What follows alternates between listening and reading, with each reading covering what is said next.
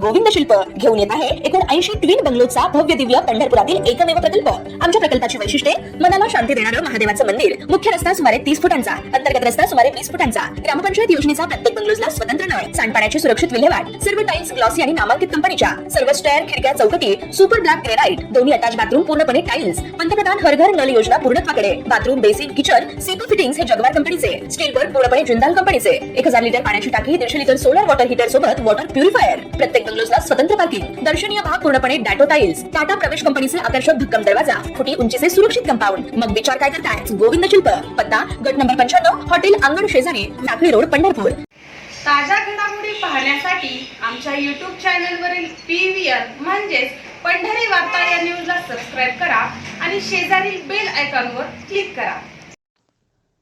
पंढरपूर नगरपालिका निवडणुकीच्या निकालानंतर नगराध्यक्ष पदासाठी कुठल्या प्रभागात कुणाला किती मताधिक्य मिळाले याची मोठी उत्सुकता निकालानंतर पंढरपूर शहरात लागून राहिल्याचं दिसून आलं होतं। आता सारेच चित्र स्पष्ट झालं असून मतमोजणीपूर्वी शहरात दोन्ही बाजूच्या समर्थकांचे अंदाज फेल ठरवत तीर्थक्षेत्र विकास आघाडीच्या डॉक्टर प्रणिता भालके यांनी मिळवलेले 11,136 इतकं मताधिक्य अनेक राजकीय धुरंधरांचे अंदाज फेल ठरवणारं ठरलं असंच म्हणावं लागेल।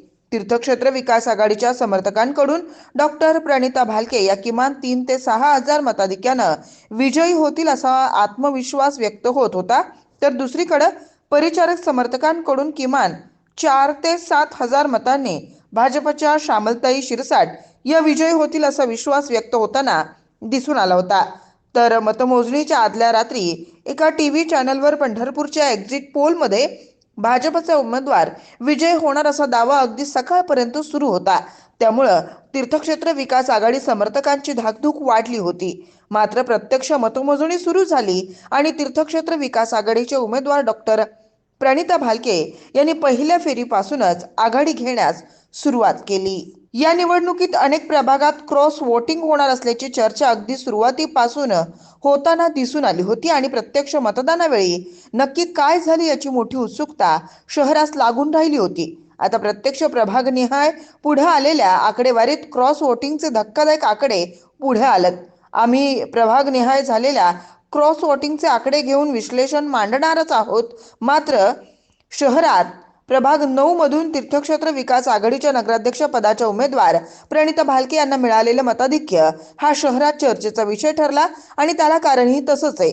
या प्रभागात भाजपचे नगरसेवक पदाचे दोन्ही उमेदवार विजयी झाले आहेत। यात भाजपचे नगरसेवक पदाचे उमेदवार संदीप अधटराव हे शहरात सर्वात जास्त म्हणजे 2248 मताधिक्य घेत विजयी झाले आहेत, तर भाजपच्या नगराध्यक्ष पदाचे उमेदवार श्यामल शिरसाट यांच्या स्नुषा प्रतीक्षा विक्रम शिरसाट या 386 मताधिक्य घेत विजयी झाल्यात। मात्र या प्रभागात भाजपचा नगरसेवक पदाचा उमेदवार विक्रमी मतांनी विजय झाला। त्याच प्रभागात भाजपच्या नगराध्यक्ष पदाच्या उमेदवार श्यामल शिरसाट यांना 1672 मते मिळाली आहेत, तर तीर्थक्षेत्र विकास आघाडीच्या उमेदवार डॉक्टर प्रणिता भालके यांनी 1931 मते मिळवीत 259 मतांचे लीड घेतलं।